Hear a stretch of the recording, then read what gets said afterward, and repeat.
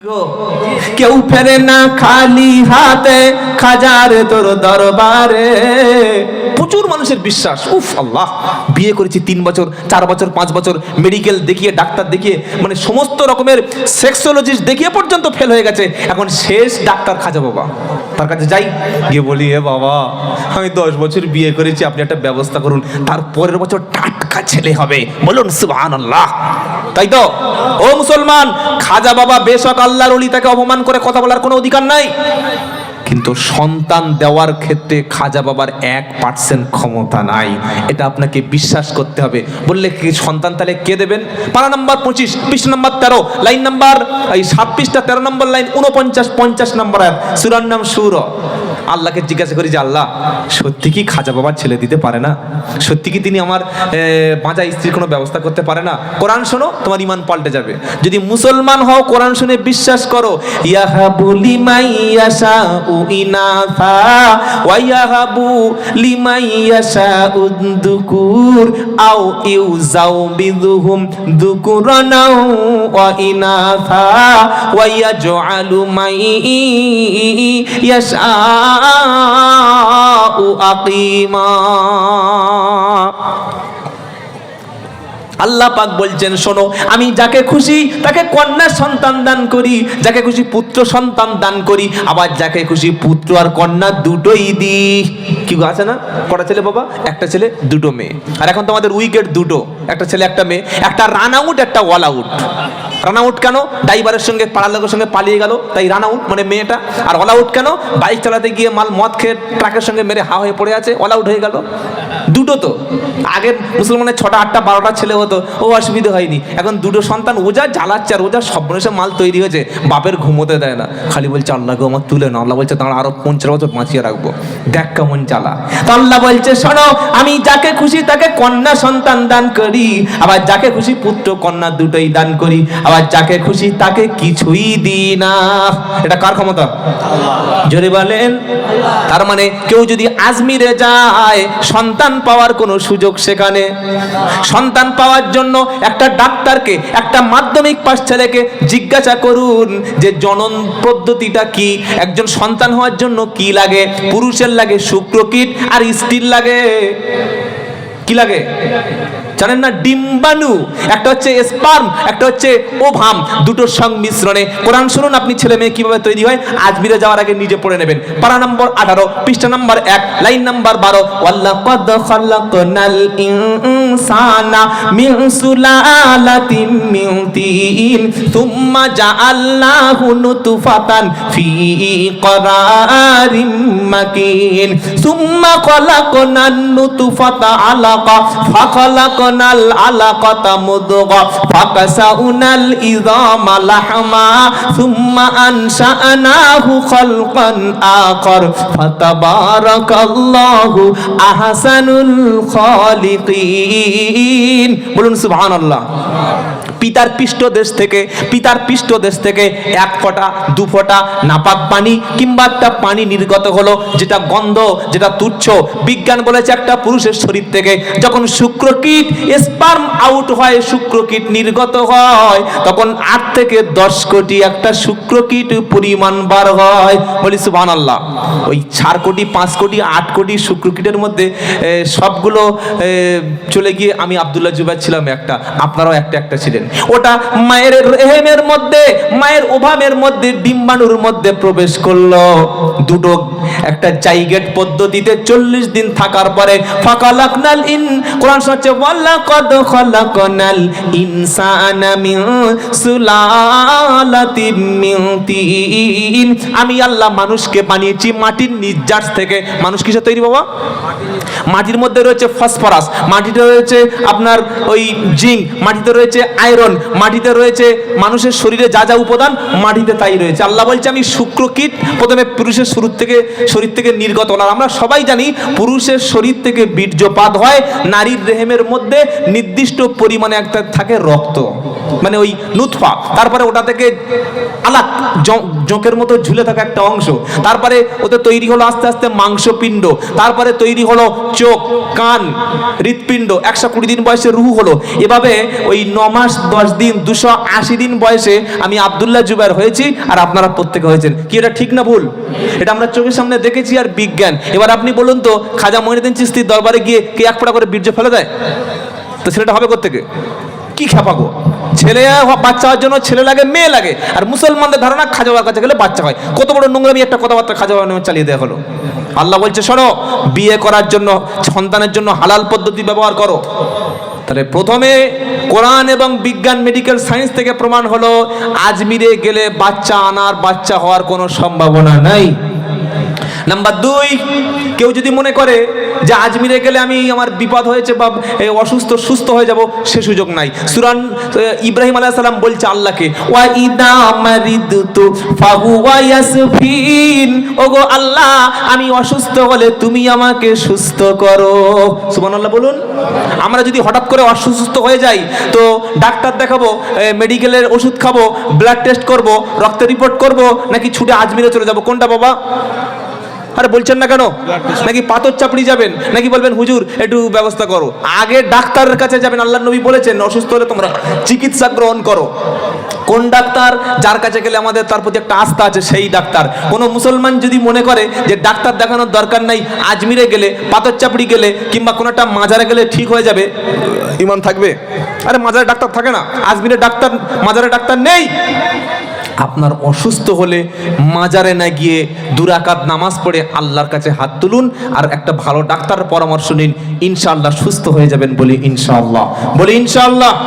3 number, আপনার বিপদ হয়েছে, সাথে সাথে আপনি কি করলেন? 2টো ছাগল ধরে আনলেন, বলে এই ছাগল দুটো যেদিন সুস্থ হবো সেদিন আমি নিয়ে মাজারে আস্তানায় দেবো। আচ্ছা বলুন, ছাগলের মাংস এটা কোনো পীরেরা মরে যাওয়ার পরে মানুষের খাওয়ার প্রয়োজন আছে? নাই। তাহলে পীরেদের মরণের পরে যদি ছাগলের প্রয়োজন না হয়, তো মাজারের কাছে ছাগল জমলো কি করে? মাজারের কাছে ছাগল আসলো কি করে? বলে ছাগল খাওয়াবো না? হ্যাঁ খাওয়ান। কাকে খাওয়াবেন? ইয়েতিম, মিসকিন, দুস্থ, অনাথ, অসহায়। কাছে যে মাদ্রাসা আছে না, মাদ্রাসায় ইয়েতিমদের ছাগল সাদকা করুন। কাছে যে মাদ্রাসা আছে, 5000 টাকা দিয়ে মাদ্রাসায় ওস্তাদদের কাছে দিয়ে দিন, যেটা আমার পক্ষ থেকে বিপদ ছিল দিয়ে দিলাম, আর 2 রাকাত নামাজ পড়লাম। ওই ইয়েতিমরা, মিসকিনরা দোয়া করবে, আল্লাহর উসিলা আপনার বিপদ দূর করে দেবে। বলুন সুবহানাল্লাহ। কোথাকার ছাগল কোথায় গিয়ে ঢুকছে একবার দেখো। যাওয়ার দরকার মাদ্রাসায়, চলে গেছে মাজারে। শুনছেন আপনারা? আজ থেকে নিয়ত করুন, মাজারে একটা টাকাও জীবনে দেব না। বলুন ইনশাআল্লাহ। আর ইসলামে পাকা কবরের কোনো মর্যাদা নাই। আল্লাহর নবী নিষেধ করেছেন কবরকে পাকা করতে। এটা ভালো করে মাথায় রাখবেন। বলে হুজুর তাহলে কি বলছেন আপনি? পাকা কবর ইসলামে নেই? না, কবর যদি পাকা করা ইসলামে জায়েজ হতো, 70,000 সাহাবা শুয়ে আছে জান্নাতুল বাকিতে, ওই জান্নাতি সাহাবাদের উপরে অন্তত ছোটখাটো একটা গম্বুজ হতো। সৌদি আরবের টাকা নাই সৌদি সরকারের? ওরা ইচ্ছা করলে একটা একটা সাহাবার কবর উপরে সোনার মাজার করে দিতে পারে। সোনার মাজার। কেন মাজার নেই? কেন নেই? আল্লাহর নবীর সুস্পষ্ট হাদিস যে তোমরা কবরকে গম্বুজ বানিও না, কবরের উপরে বিল্ডিং করো না, কবরে ঘর বানিও না, কবরে বাতি দিও না। এটা জানার পরে কোনো মুসলমান কি তার বাপের কবর পাকা করতে পারে? কি বলছেন আপনারা? আর কবরে, মাজারে পাকা করার পরেই সেখানে শিরিক শুরু হয়। কিরকম? সবচাইতে বেশি শিরিক হয় আমাদের ভারতবর্ষের জমিনে আজমির শরীফে। কি বলছেন? হয় না? হয় না? একটা সেকেন্ড নেই যেখানে সেজদা হয় না, গান হয় না, কাওয়ালি হয় না, সব সময় হয়। বলুন তো, যদি খাজা মহিউদ্দিন চিশতির কবরটা এরকম সাধারণ একটা কবরস্থান হতো, আর চতুর্দিক থেকে যদি 10 ফুট 8 ফুট করে পাঁচিল দিয়ে ঘিরে দেওয়া হতো, সেখানে কোনো মানুষ সেজদা দিত? আমি হ্যাঁ বা না জিজ্ঞাসা করছি? না। সেখানে কোনো মানুষ এই কাওয়ালি করতো? না। পাথর চাপড়ির কবরটা যদি পাকা না হতো, সেখানে সেজদা হতো না। আমাদের 24 পরগনার ঘুটিয়ারি কবরের উপর যদি গম্বুজ না হতো, সেখানে নারীরা যেত না, সেজদা করতো না, ইমান হারাতো না। আপনি চলে যান উত্তর 24 পরগনায়, ওই গোরাচাঁদ পীর সাহেব বলে একটা পীর সাহেব আছে, সেখানে যদি কবরের উপরে গম্বুজ না হতো, একটাও শিরিক হতো না, একটাও সেজদা হতো না, একটাও মানুষ ইমান নষ্ট হতো না।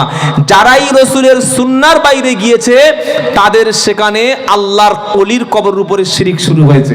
এখন প্রশ্ন হলো যে কবরে যাওয়া যাবে কিনা জিয়ারাত করতে? আল্লাহর নবী বললেন তোমরা জিয়ারাত করো, কিন্তু সেই কবরস্থানের দিকে মুখ ফিরে যাবে না, ওইদিকেই মুখ বাড়াবে না যেখানে শিরিক চালু হয়ে গেছে।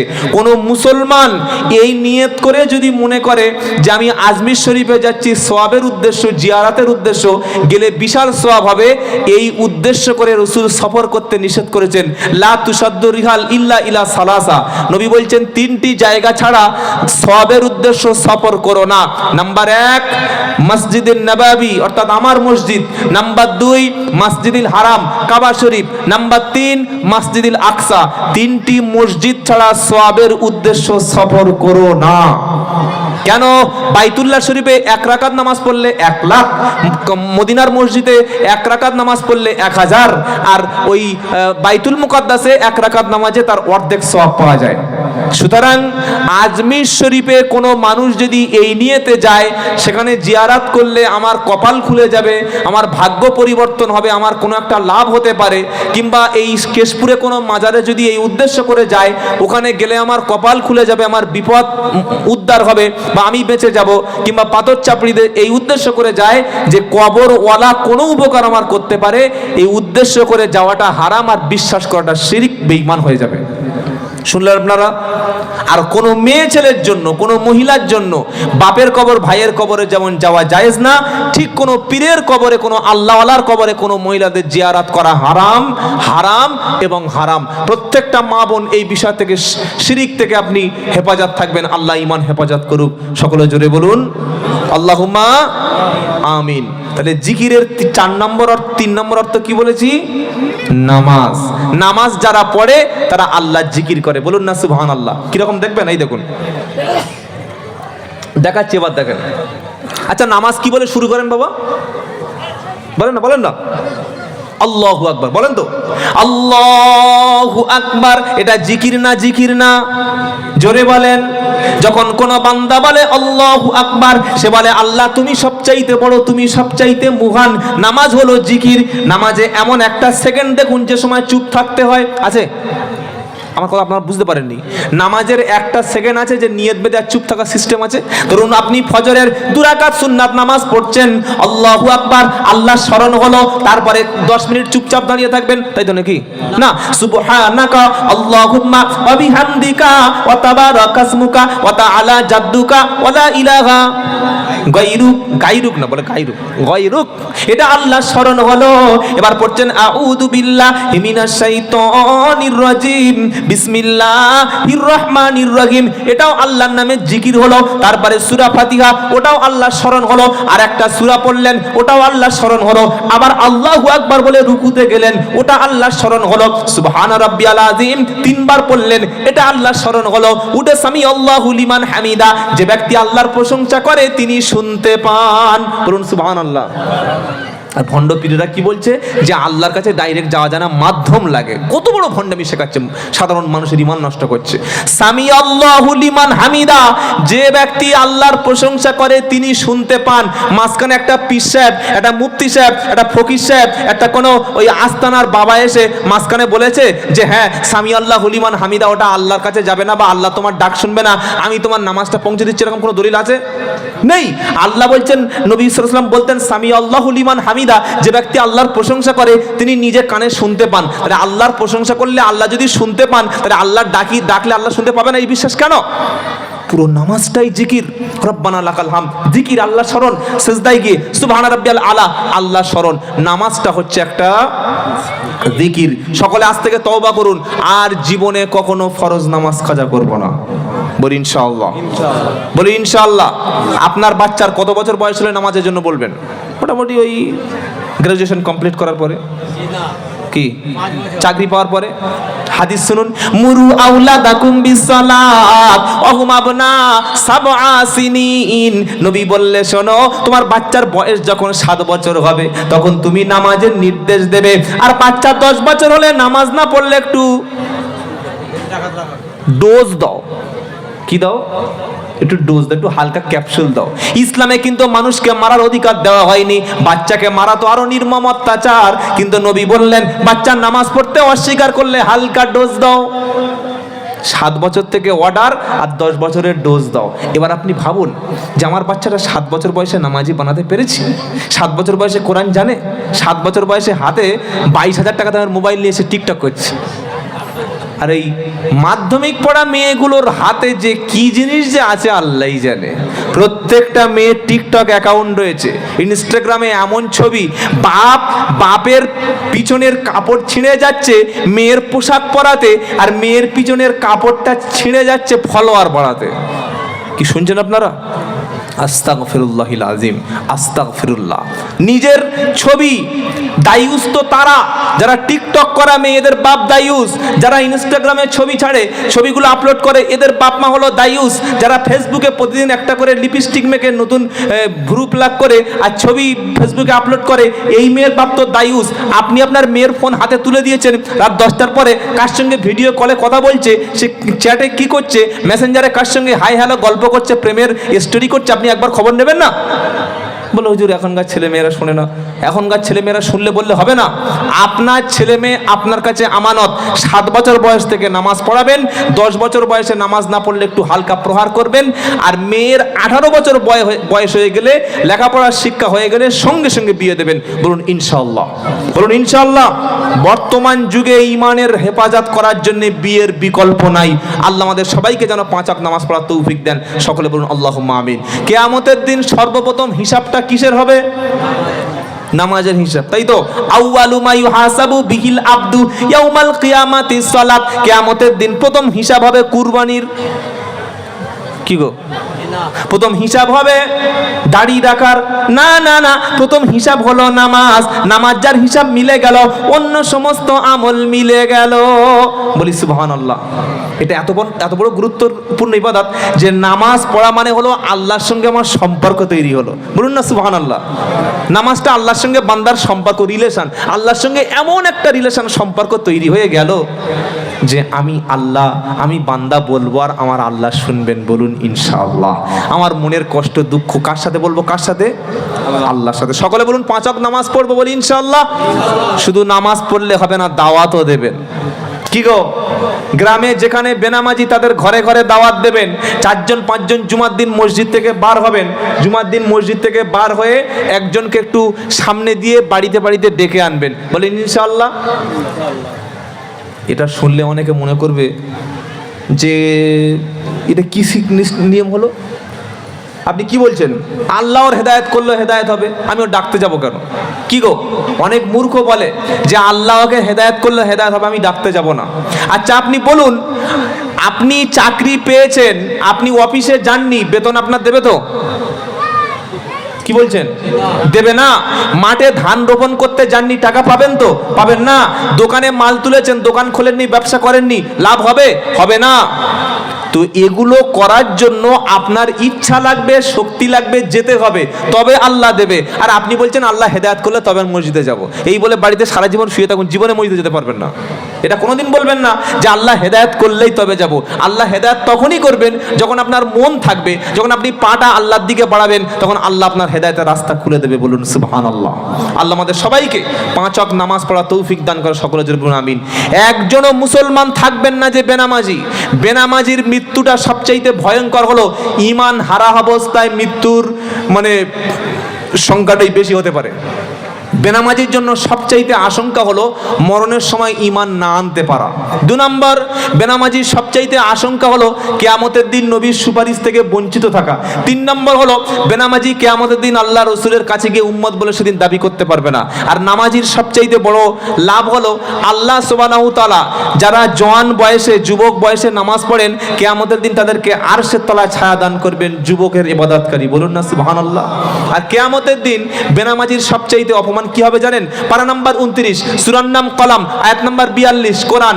ইয়াউমা ইকশাফু আন সাকিউ ওয়া ইউদআউনা ইলাস সুজুদি ফালা ইয়াস্তাতিউন খাশিয়াতান আবসারুহুম তারহাকুহুম দিল্লা। আল্লাহ পাক বলছে কিয়ামতের দিন আমার পবিত্র কুদরতি কদমের উপর আমি সমস্ত বান্দাদেরকে সেজদা করতে বলবো। যারা দুনিয়ায় সেজদা করেছিল তারা আমি আল্লাহ আমার সামনে সেজদা দিতে পারবে। দুনিয়া যারা সেজদা দেয়নি তারা লাঞ্ছিত অপমানিত হবে। আল্লাহর সামনে সেদিন তারা মাথা তুলে দাঁড়াতে পারবে না। তাদের শেষ ঠিকানা হবে সেদিন জাহান্নাম। তাই আমরা ঈমান এনেছি, আজ থেকে আর কখনো নামাজ কাজা করব না। বলি ইনশাআল্লাহ, বলি ইনশাআল্লাহ, বলি ইনশাআল্লাহ। আমার যুবক ভাইরা যারা তোমরা এসেছো, আমার কলিজার টুকরা ভাই, অনুরোধ করে বলে যাচ্ছে আমাদের জীবন খুব ছোট, আজ আছি কাল নেই। আজকে রাত্রেটা আমার শেষ রাত হতে পারে।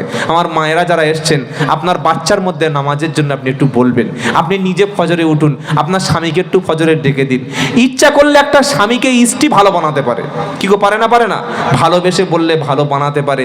একটা স্বামী মনে করলে আবার স্ত্রীকে খারাপও বানিয়ে দিতে পারে। সেজন্য এই স্বামীদের হেদায়েতের পিছনে বা স্বামীদের মেহনতের পিছনে স্ত্রীদের অনেক ভূমিকা থাকে। আল্লাহ আমাদের মায়েদেরকে নামাজি বানাক। সকলে বলুন আমিন। জিকিরের 4 নম্বর অর্থ হলো আল্লাহর আইন। কি গো বলেছি মনে আছে? ওয়ামান আরাদা আন যিকরি ফাইন্না লাহু মাঈশাতান দনকা ওয়া নাহশুরুহু ইয়াউমাল কিয়ামাতি আমা ক্বালা রাব্বি লিমা হাশারতানি আমা ওয়া ক্বাদ কুনতু বাসীরা ক্বালা কাযালিকা আতাতকা আয়াতুনা ফানাসিতাহা ওয়া কাযালিকাল ইয়াউমা তুনসা। 16 নম্বর পারা 19 নম্বর পৃষ্ঠা 13 নম্বর লাইন 124 নম্বর আয়াত, সূরার নাম তহা। কি সূরা? তহা। আল্লাহর আইনটা হলো একটা জিকির। কোরআন বলছে ওয়ামান আরাদা আন যিকরি ফাইন্না লাহু মাঈশাতান দনকা। আমার আইন থেকে, আমার হুকুম থেকে যারা দূরে সরে যাবে, মুখ ফিরিয়ে নেবে, ফাইন্না লাহু মাঈশাতান দনকা, আমি আল্লাহ তার রুজিটা, তার জীবিকাটা সংকুচিত করে দেব। আমার হুকুম, আমার নির্দেশ থেকে মানুষ যখন মুখ ফিরিয়ে নেবে, তার জীবিকাটা তখন সংকীর্ণ হয়ে যাবে। তার দুনিয়ার জিন্দেগিটা তখন কষ্টের হবে, দুনিয়ার জিন্দেগিটা তখন লাঞ্ছনার হবে। স্ত্রীর কাছে আরাম পাবে না, বাচ্চার কাছে শান্তি পাবে না, সমাজে বেঁচে থাকার মতো পরিস্থিতি তার রাখবো না। আমার বান্দা যখন আমার জিকির থেকে, আমার আইন থেকে বান্দা মুখ ফিরিয়ে নেবে। আজ মুসলমান নামাজও পড়ে, আবার সুদের মালও, সুদের মাল নিষেধ করেছেন। ফতোয়া টাকার মৌলভী সাহেবের ফতোয়া, তাই তো? আরে বলছেন না কেন? মুসলমান নামাজ পড়ে, ছেলের বিয়ের সময় গোপনে মোটা টাকা ছাড়ে। আছে এখন টাকা চায় না, কিন্তু বলে আমার ঘরটা একটু সাজিয়ে দিও, তোমার মেয়েই থাকবে। কত বড় পাকা মাল একবার চিন্তা করো। ও বলছে না যে আমার ছেলের কিছু দাও, আর এখন বিয়ে মানে ছেলে তো বাইক দিতে হবে।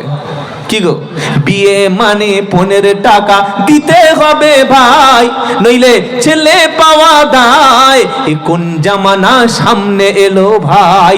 বিয়ে মানে 15 টাকা দিতে হবে ভাই, নইলে ছেলে পাওয়া দায়। এ কোন জামানা সামনে এলো ভাই, এ কোন জামানা সামনে এলো ভাই।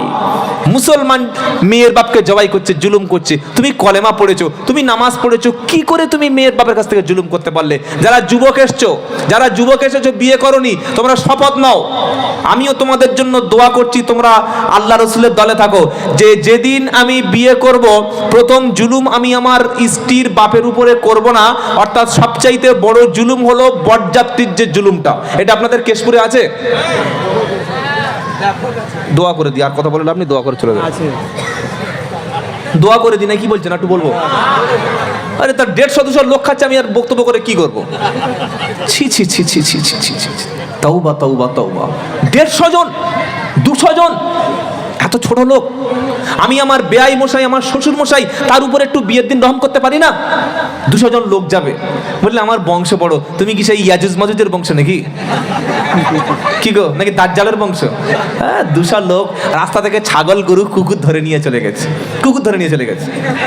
গিয়ে খেলো, খেয়ে বাইরে এসে বলছে, হেস এটা গোস্ত যেন কুকুরের লেগ পিস রান্না করে দিয়েছে। তওবা আস্তাগফিরুল্লাহ। মেয়ের বাপের বিয়ের দিন 8 লাখ টাকা খরচ হয়ে গেল, খেলো, 200 জন লোক খেয়েছে, 200 লোক খেয়েছে। আর ওলামারা বসে আছে, জিজ্ঞাসা করুন কেন ওলামাদের সিদ্ধান্ত ছাড়া কাজ করেন? ইন্না আউযামান নিকাহ বারাকাতান আইসারুহু মুনা। আল্লাহ নবী বলছেন সেই বিয়েটা বেশি বরকত, সেই বিয়েটা কল্যাণময়, সেই বিয়েটা তোমার জীবন পাল্টে দেবে যে বিয়ের খরচটা সবচাইতে কম হয়। বলুন সুবহানাল্লাহ। বিয়ের প্রথম ভুল বরযাত্রীর জুলুম করা। আজ থেকে যুবকেরা নিয়ত করো, আমি বিয়ে করতে যাব 4 জন বা 5 জন বা 6 জন। সকলে ইনশাআল্লাহ বলুন দেখি। ইনশাআল্লাহ। এই যে বিয়ে করেছে সেও বলছে ইনশাআল্লাহ, মানে আরেকবার করবে। আচ্ছা ঠিক আছে, দ্বিতীয় বিয়ে তো করবে না, অসুবিধা নেই, কোনো সমস্যা নেই। কি গো, আল্লাহ হেফাজত করে, বলুন আমিন। দ্বিতীয় হলো, বিয়ের সময় আমার স্ত্রীর কাছ থেকে কোনো রকমের টাকা, কোনো বাইক, কোনো রকম ক্যাশ কিংবা কোনো সোনার অন্যকাল নেব না, কারণ ইসলাম নারীদেরকে বলেছেন দাও। বলুন সুবহানাল্লাহ। বলে হুজুর দলিল আছে? পারা নাম্বার 4 পৃষ্ঠা নাম্বার 16 আয়াত নাম্বার 4 সূরার নাম নিসা, একদম নিচের থেকে 3টে লাইন উপরে, ও আতুন নিসা সাদুকাতিহিন্না নিহিলা ফাইউতিবনা লাকুম আও শাইইম মিনহু নাফসান ফাকুলুহু হানিআম মারিআ। আল্লাহ বলছেন, এ মুসলমান তুমি শোনো, তোমার স্ত্রীর মোহরানা আল্লাহ চায় নারীদের হাতে টাকা থাকুক, আল্লাহ চায় নারীরা একটু সম্পদশালী হোক, আল্লাহ চায় নারীদের হাতেও কিছু পয়সা থাকুক। তুমি তোমার স্ত্রীর মোহরানাটা সন্তুষ্ট চিত্তে দিয়ে দাও। আর তোমার স্ত্রী যদি না নেয়, স্বেচ্ছায় যদি তোমার হাতে সমর্পণ করে, তাহলে কোনো অসুবিধা নাই। জোরে বলুন। ইসলাম বলছে নারীর হাতে দাও। আমরা বললাম নেব 2 লাখ, নেব বাইক, নেব পালসার, নেব বাজাজ, নেব কি গো, এখন ওই মানে বুলেট ছাড়া আর কেউ বিয়ে করে না। ও সর্বনাশ, বুলেট। আল্লাহ হেফাজত করুক, বলুন আমিন। এখন ছেলের সঙ্গে মেয়ের, বাবা ঝিঝি এসেছো, বাবা এসো এসো, থাক এখানেই থাক। এও আল্লাহ জিকির শুনতে চলে এসছে। কি গো, একটা কথা মাথায় রাখবেন, ইসলাম সেই ধর্ম যে ধর্ম মেয়ের বাপের বিয়ের সময়, মেয়ের বাপের 1 টাকা পর্যন্ত খরচ করায়নি। সুবহানাল্লাহ বলতে ইচ্ছা করে না? ইসলাম বলেছে খরচটা ছেলের বাপের হবে, আর আমাদের সমাজ বলল খরচটা মেয়ের বাপের হবে। বলে হুজুর কি ইসলামে মেয়েদের খরচ নেই? বিয়ের প্যান্ডেলটা যেটা আমরা করি এটা সুন্নাহর খেলা। বলে আমাদের জিজ্ঞাসা করুন, বিয়ের সুন্নাত মসজিদের মধ্যে, আপনাদের এলাকায় মসজিদের মধ্যে বিয়ে হয়? হ্যাঁ, বিয়ে যদি মসজিদের মধ্যে হবে, তাহলে আমাদের এই শেফালির মা, বিউটির মা, সেই হাঁচিনা ভাবি, সেই মুস্কান ভাবি, এরা লিপস্টিক পরে আর মেকআপ করে কাঁধ দেখাবে গো। এমন টাইট ব্লাউজ পরেছে, পিট কাটা, ছেলেরা দেখছে আর গাল থেকে ঝরঝর করে লাল পড়ছে। তওবা তওবা আস্তাগফিরুল্লাহ, সম্পূর্ণই হারাম। একটা মেয়ে ছেলের সাহস হচ্ছে বিয়ে বাড়ি যাওয়া। আমার স্ত্রীকে আমি সব সময় বলি যে আমি মরে যাই আর বেঁচে যাই, মরা বাড়ি আর বিয়ে বাড়ি তোমার জন্য যাওয়া একেবারেই হারাম করে দিয়েছি আমি। ওখানেই তোমার সবচাইতে বড় ফিতনা। আপনি আপনার স্ত্রীকে বলুন বিয়েটা হবে মসজিদে, এটা সুন্নাত। সমাজ উল্টে এনেছে প্যান্ডেলে। প্যান্ডেলে আনার পরে জেনার মতো পাপগুলো বসে বসে হচ্ছে। কি হচ্ছে না, হয় না? 3 নম্বর, ইসলাম প্রথম বলেছিল যে খরচ করবে ছেলের বাপ, আমরা বললাম মেয়ের বাপ। ইসলাম বললো একদম সবচাইতে 4 জন 5 জন কম খরচে কয়েকজন মুরব্বী নিয়ে যাবে। আমরা গেলাম 200 জন, ইয়াজুজ মাজুজের দল নিয়ে, তারা একদিন চুপিয়ে খেয়ে শেষ করে দিলাম। 3 নম্বর, ইসলাম বললো তোমার স্ত্রীর মোহরানা তুমি সন্তুষ্ট চিত্তে দিয়ে দাও। আমরা বললাম মোহরানা যদি, আর ওখানে ফতোয়া করছে হুজুর সবচাইতে কম কি আছে? কত বড় ছাগল, একবার চিন্তা করুন। 3 লাখ টাকা শ্বশুরের ধ্বংস করে দিল, আর মোহরানা দেওয়ার সময় 2001 টাকা 3000 টাকা, যেন উনি ওই খেলার এন্ট্রি কাটছে, আর তা আবার বাকি। সকলে বলুন স্ত্রীর মোহরানা পরিশোধ করবো, বলুন ইনশাআল্লাহ। 4 নম্বর হলো আপনার স্ত্রীকে আপনি কোনোদিন বাপের বাড়ি থেকে টাকা আনার জন্য, সম্পদ আনার জন্য, পয়সা আনার জন্য প্রেসার ক্রিয়েট করবেন না, বলুন ইনশাআল্লাহ। তবে আপনার ভালোবাসাটা থাকবে, তবে আপনার স্বামী স্ত্রীর মহব্বত থাকবে। আর মনে করেন শ্বশুরের বিশাল টাকার মালিক, আমিও কিছু মাল ভাগ পাবো, এই উদ্দেশ্য করলে সংসারী হবে না। আল্লাহ হেফাজত করুক, সকলে জোরে বলুন আমিন। আল্লাহ বলছেন ওয়ামান আ'রাদা আন যিকরি ফা ইন্না লাহু মাঈশাতান দানকা। আমার জিকির থেকে, আমার স্মরণ থেকে যখন তুমি মুখ ফিরিয়ে নেবে, আমার আইন যখন তোমার কাছে ভালো লাগবে না, আমি আল্লাহ নিষেধ করেছি মদ পান করো না, আমি আল্লাহ নিষেধ করেছি তুমি চুরি করো না, আমি আল্লাহ নিষেধ করেছি তোমরা মানুষকে কষ্ট দিও না, আমি আল্লাহ নিষেধ করেছি মানুষকে তুমি কুকথা বলো না, মানুষের গোপন খবরটা তুমিও নিও না। মানুষের গোপনের বিষয় জানতে নাই। কি শুনছেন আপনারা? এমনও কথা হাদিসে এসছে, মুসলিম শরীফের হাদিস, আল্লাহ নবী সাল্লাল্লাহু আলাইহি ওয়াসাল্লাম বলেন, কোন স্বামী আর স্ত্রী রাত্রেবেলা তারা দুজনে আনন্দ করলো, এনজয় করলো, সকালবেলা স্বামী কিংবা স্ত্রী, স্বামী স্ত্রীর গোপন খবরটা, সিক্রেট ব্যাপারটা, সিক্রেট ম্যাটারটা যদি পরপুরুষের সামনে, পর স্ত্রীর সামনে বলে আনন্দ করে, মজা নেয়, সবচাইতে কিয়ামতের দিন নিকৃষ্ট হবে ওই স্বামী আর স্ত্রী। সত্যি কথাটা বলবো? আরে বলছেন না কেন? হাদিসটা শুনে নিলেন, এটা সহিহ মুসলিমের হাদিস, আপনি পড়ে নিতে পারেন, কিতাবুন সম্ভবত নিকার অধ্যায় এটা আছে, এই ইলমের অধ্যায়।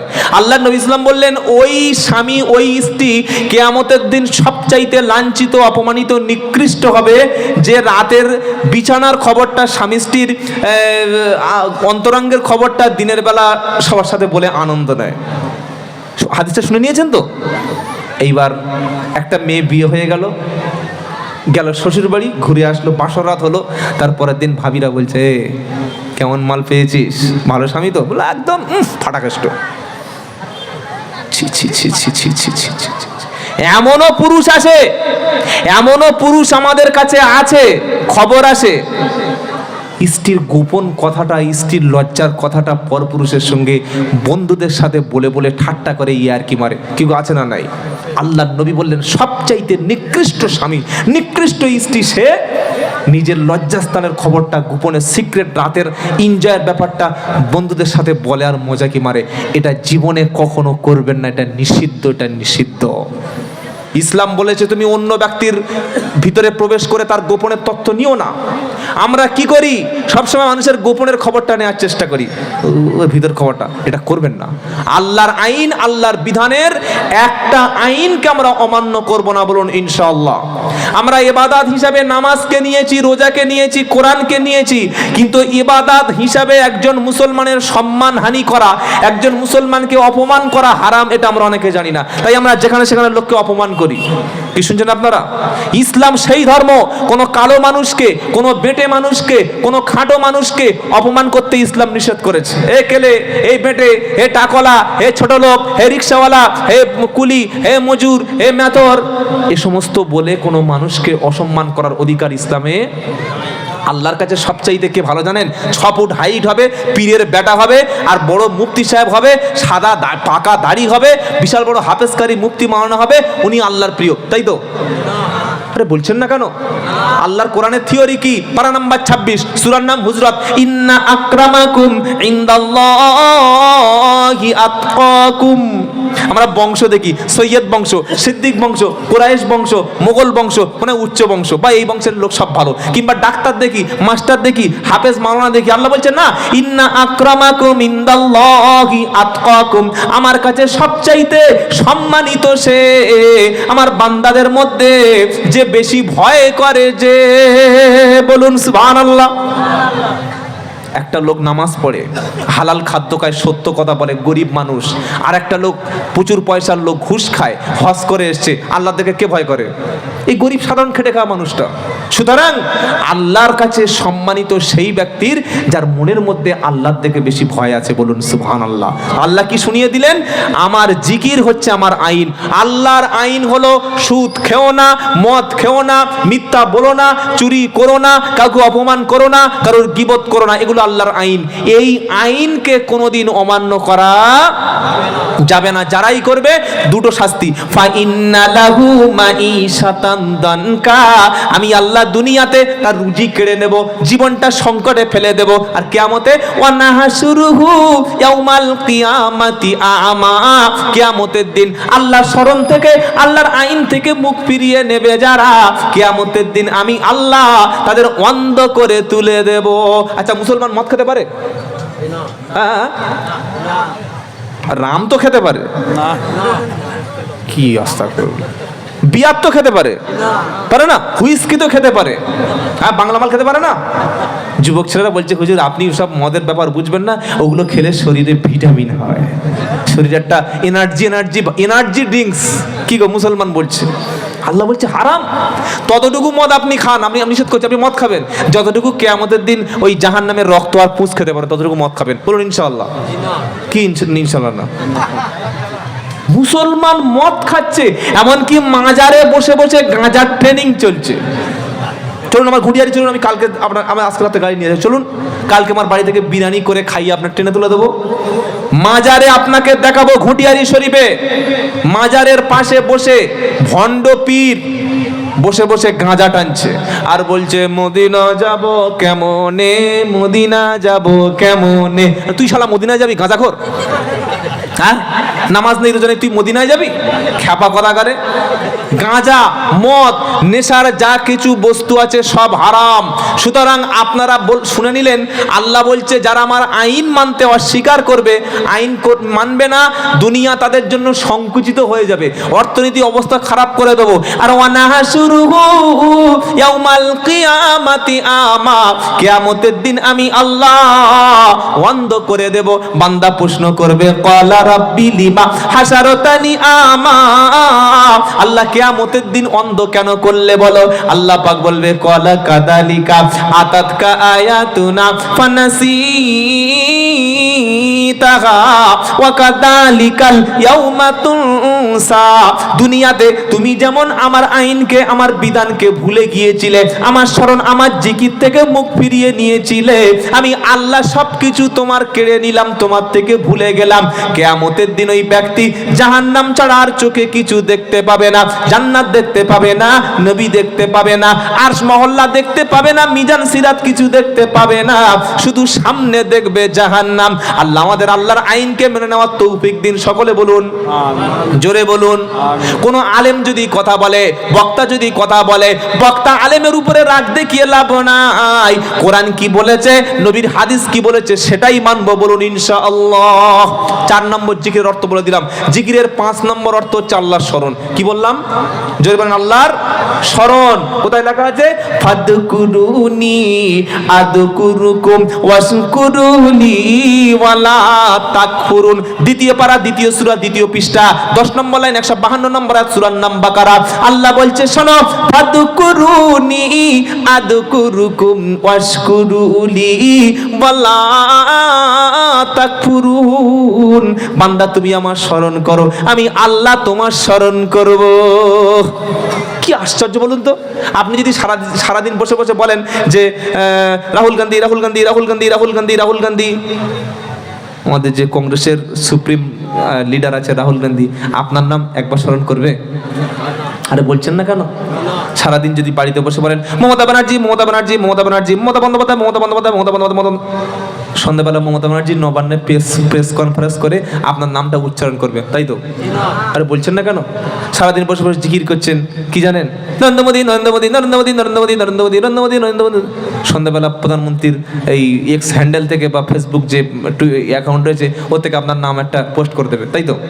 কি বলছেন না? কিন্তু আপনি যদি একবার বলেন আল্লাহু আকবার, সুবহানাল্লাহ, আলহামদুলিল্লাহ, লা ইলাহা ইল্লাল্লাহ, আল্লাহ তার ফেরেশতাদের মজলিসে আপনার নাম স্মরণ করবে। জোরে বলুন না সুবহানাল্লাহ। তাহলে আপনি কার ডাকবেন? আল্লাহর। ফাদকুরুনি আদকুরুকুম ওয়াশকুরুলি ওয়ালা তাকফুরুন। ও বান্দা তুমি আমার স্মরণ করো, আমি তোমার স্মরণ করব। তুমি আমার প্রশংসা করো, আমার কৃতজ্ঞতা স্বীকার করো, না ফরমানি করো না। সকলে আল্লাহ জিকির করব বলি ইনশাআল্লাহ। স্মরণ কার? আল্লাহ। কিভাবে স্মরণ? আল্লাহ পাক শোনাচ্ছে, শোনো, ফাইদা কদাইতুম মানাসিকাকুম ফাদকুরুল্লাহ কাযিকরাকুম আবাআকুম আও আশাদ্দা যিকরা। দ্বিতীয় পারা 10 পৃষ্ঠা 7 নম্বর লাইন 200 নম্বর আয়াত সূরার নাম বাকারা। আল্লাহ বলছে শোনো, হজের কাজ যখন কমপ্লিট হয়ে যাবে, হজ যখন হয়ে যাবে, হজ হয়ে যাওয়ার পরে বেশি বেশি তুমি আমার স্মরণ করো, তোমার পিতৃপুরুষের পিতার নাম যেমন স্মরণ করো। আয়াতটা কেন নাজিল হলো? আইয়ামে জাহেলিয়াতের যুগে হজ করার পরে মানুষরা বসে বসে বসে বসে বাপের নামে প্রশংসা করত, আমার বাপ এই, আরেকজন বলতো আমার বাপ এই। আল্লাহ বলছে শোনো, হজের পরে বাপের নাম নয়, তোমরা যেমন বাপের নামটা বেশি বেশি স্মরণ করো, হজ হয়ে যাওয়ার পরে আমি আল্লাহ আমার নামটা স্মরণ করো। জোরে বলো। হজ থেকে ঘুরে এসে নামের সঙ্গে লিখছে আল হাজ উমুক, হাজি উমুক সাহেব। তোর হজ কবুল হয়েছে? হ্যাঁ, তুই হাজি লিখছিস, ব্যাপারটা কি? তাহলে হাজি একবার হজ করে আসলে যদি হাজি লিখতে হয়, তাহলে নামাজ পড়লে নামের আগে তো নামাজি লেখা উচিত। কি বলছেন আপনারা? ও লেখা উচিত নয়? আমি তো ফজর, জোহর, আসর, মাগরিব, ঈশা 5 বার পড়েছি, তোমার নামের আগে তাহলে 5 বার নামাজি লিখি। একবার জীবনে হজ করে হাজি, কি গো, লটারির টিকিট কাটতে গেছে হাজি উমুক সাহেব। হজে যাওয়ার এই দোকানে ওই বাকি করেছে যে হালখাতা হয় না, লিখছে হাজি জব্বার আলী ফক্কর সাহেব, কি গো, হ্যাঁ, হ্যান্ডবিলের একটা নাম লিখছে হাজি উমুক। তুই আগে এটা প্রমাণ কর যে হজটা কবুল হয়েছে কিনা। আল হাজ্জু ওয়াতিমুল হাজ্জাল উমরাত লিল্লাহ, হজ এবং উমরা আল্লাহর জন্য। সকলে বলুন, হজ করে আসার পরে আল্লাহর নাম বেশি বেশি স্মরণ করবো, বলি ইনশাআল্লাহ।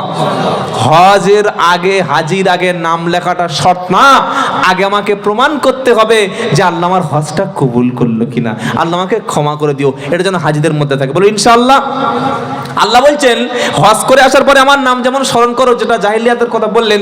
আবার আল্লাহ বলছেন তুমি দাঁড়িয়ে বসে শুয়ে আল্লাহ স্মরণ করবে। কি গো, পারা নাম্বার 4, পৃষ্ঠা নাম্বার 14, আয়াত নাম্বার 191, লাইন নাম্বার 10, সূরার নাম আল ইমরান। আল্লাহ পাক বলেছে শুনে রাখো, আল্লাযীনা ইয়াযকুরুনাল্লাহা কিয়ামান ওয়া কুউদান ওয়া আলা জুনুবিহিম ওয়া ইয়াতাফাক্কারুনা ফি খালকিস সামাওয়াতি ওয়াল আরদ রব্বানা মা খালাকতা হাযা বাতিলা সুবহানাকা ফাকিনা আযাবান নার। সুবহানাল্লাহ।